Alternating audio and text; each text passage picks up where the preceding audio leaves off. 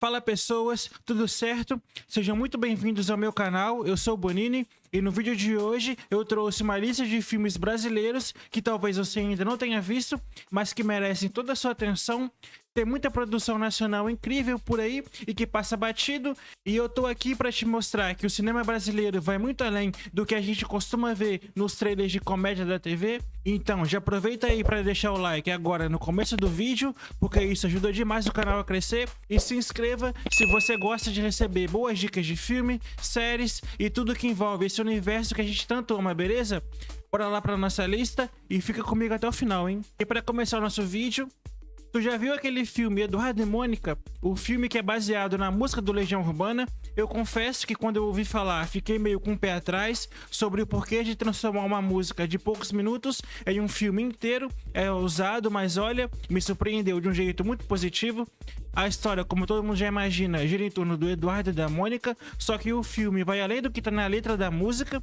Ele pega aqui aquela essência do casal improvável com mundos completamente diferentes e dá mais profundidade para eles. A gente vê como o Eduardo, um adolescente meio nerd, certinho, ainda no colégio, acaba se cruzando com a Mônica, que é mais velha, super independente e estudante de medicina, cheia de atitude, com uma vida já em movimento, e o filme mostra esse encontro de uma forma muito sensível. Não é só aquela coisa clichê de que os opostos se atraem, ele realmente constrói os dois personagens com bastante cuidado. A Mônica, por exemplo, não é só uma mulher descolada da música, ela que tem aquelas inseguranças, sonhos, contradições. O Eduardo também não é só um menino encantado como uma mulher mais velha, ele é curioso e sensível e vai amadurecendo ao longo da história.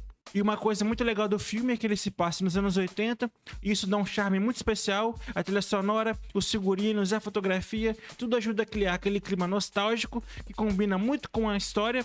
É aquele tipo de filme que dá vontade de viver um romance intenso, meio doido, mas verdadeiro. E um ponto que eu acho muito interessante é como ele mostra aqui que o amor entre os dois não acontece de forma fácil ou mágica. Tem desencontros, tem diferenças de visão de mundo, tem conflito, mas também tem diálogo e aprendizado, e isso torna aqui tudo mais real, mais próximo da gente, porque na vida real ninguém aqui se encaixa perfeitamente, mas às vezes duas pessoas muito diferentes conseguem crescer juntas. E sem dar spoiler aqui pra você, mas o final ele é mais reflexivo do que fechadinho. Não é um conto de fadas, mas também não é uma tragédia. É um final que respeita o espírito da música, mas que também traz uma camada nova, dá vontade até de ouvir Legião Urbana depois, com outros olhos, ou melhor, com outras emoções. Então, se você gosta de romance, com toque de realidade e aquele clima de Brasília dos anos 80, com uma história que vai além do óbvio, Eduardo e Mônica vale muito a pena. É aquele tipo de filme que não só homenageia a música, mas que cria algo novo a partir dela, e isso pra mim é o maior mérito do filme. E esse filme tá disponível lá na Globoplay, então assiste aí, Eduardo e Mônica. E agora deixa eu te falar sobre um filme brasileiro que pouca gente fala, mas que é simplesmente poderoso. Casa de Areia, de 2005, é aquele tipo de filme que vai te deixar pensando por dias, não só pela história, mas pela forma como ele foi feito. O filme começa no início do século XX com uma mulher chamada Áurea e a mãe dela, Maria. As duas acabam indo parar, meio que por imposição do marido da Áurea, em uma região totalmente isolada, cheia de dunas e areia por todos os lados, tipo um deserto, mas no meio do Maranhão. E é daqui que começa aquele sentimento de desolação, de estar perdido aqui no mundo. Só que o que mais impressiona no filme nem é só o lugar, mas o tempo, porque o filme atravessa décadas e décadas mesmo e mostra como que essas mulheres enfrentam o isolamento, a passagem dos anos e a própria vida num lugar onde o tempo parece que não anda. E é aqui que Casa de Areia te pega. Não é um filme com grandes reviravoltas e ação ou drama exagerado, ele é mais silencioso, lento, mais profundo. É sobre o tempo e a espera, os desejos que ficam aqui suspensos no ar. E um detalhe que é muito simbólico e também muito bonito é que as atrizes principais, que são a Fernanda Montenegro e a Fernanda Torres, que são mãe e filha na vida real, e também aqui fazem mãe e filha no filme, em diferentes fases da vida, e isso dá uma camada emocional a mais, porque você sente uma verdade ali, na troca entre as duas, no olhar. E visualmente, pessoal, é de cair o queixo, porque as paisagens são quase surrealistas, aquela imensidão de areia, o silêncio, o vento, tudo vira um personagem. Você sente o peso do tempo e da solidão, e ao mesmo tempo uma beleza estranha daquilo tudo.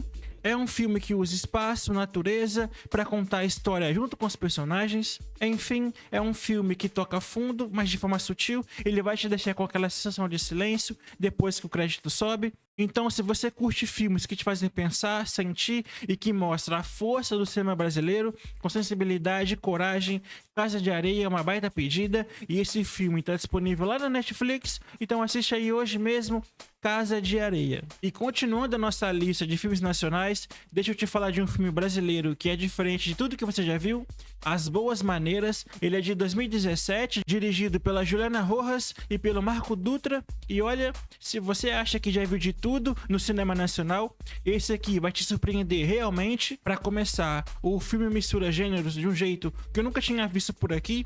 Ele começa parecendo um drama social, depois vira um suspense e tem um toque de terror, e de repente você percebe que tem até uma vibe meio de conto de fada sombrio, sério, e o mais doido é que tudo isso aqui funciona junto, não fica bagunçado nem exagerado.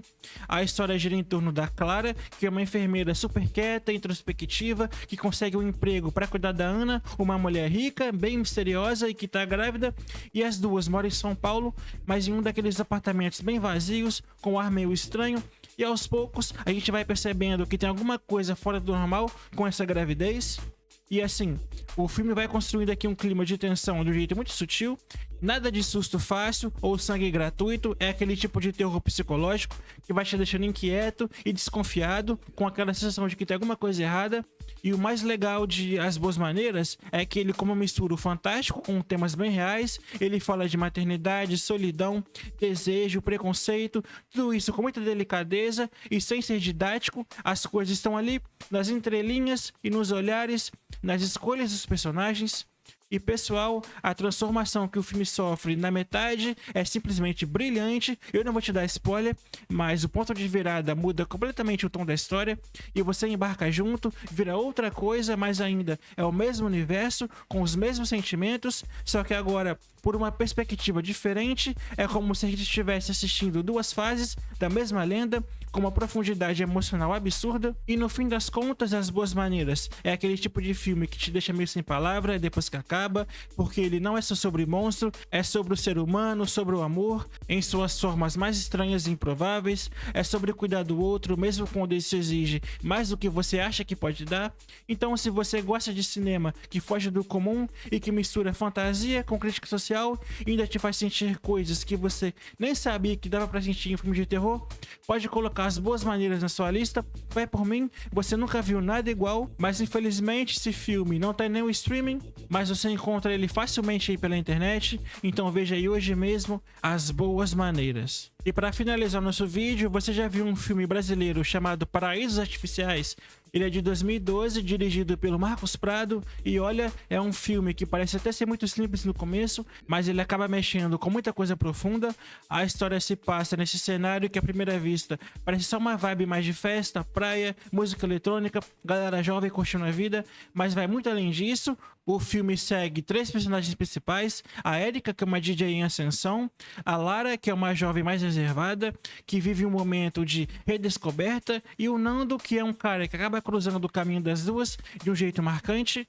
E o filme brinca muito com a linha entre o prazer e a consequência. Tem droga, tem amor, tem liberdade, tudo isso embalado naquele clima intenso dos festivais de música eletrônica, com paisagens de tirar o fôlego, tipo aquelas praias paradisíacas do Nordeste.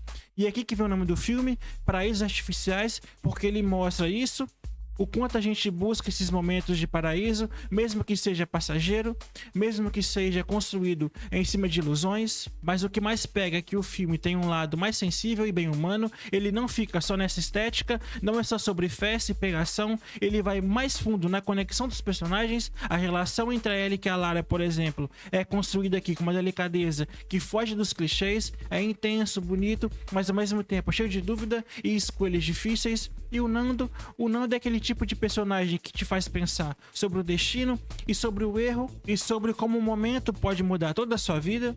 E é aqui que vem a parte mais forte do filme. Ele mostra como certas decisões, às vezes impensadas e também impulsivas, podem aqui ter consequências que te acompanham por anos, sem dar lição de moral, mas ele te faz sentir o peso daquilo. O tempo passa, os personagens mudam, amadurecem e a gente vai junto com eles nessa jornada. E no final, Paraísos Artificiais é um filme sobre juventude, sobre escolhas e liberdade, mas também sobre o que vem depois, é o que fica quando a música para, quando a onda passa e quando a vida te cobra o que parecia ser só diversão. É o tipo de filme que te pega de surpresa, começa leve, envolvente e de repente você tá refletindo sobre várias coisas da sua própria vida. Vale muito a pena assistir, ainda mais se você gosta de filmes que misturam essa estética com emoção e uma boa dose de realidade. E esse filme aqui tá disponível lá na Globoplay, então veja aí, Paraísos Artificiais. E esse foi o nosso vídeo de hoje de filmes nacionais, o nosso cinema brasileiro que tem filmes excelentes, e eu vou deixar um card aqui, ó, com filmes de suspense pra você, beleza? Muito obrigado se você viu o vídeo até aqui, eu agradeço muito, e logo menos aí eu tô de volta trazendo mais um videozão pra você, beleza? Até mais e fui!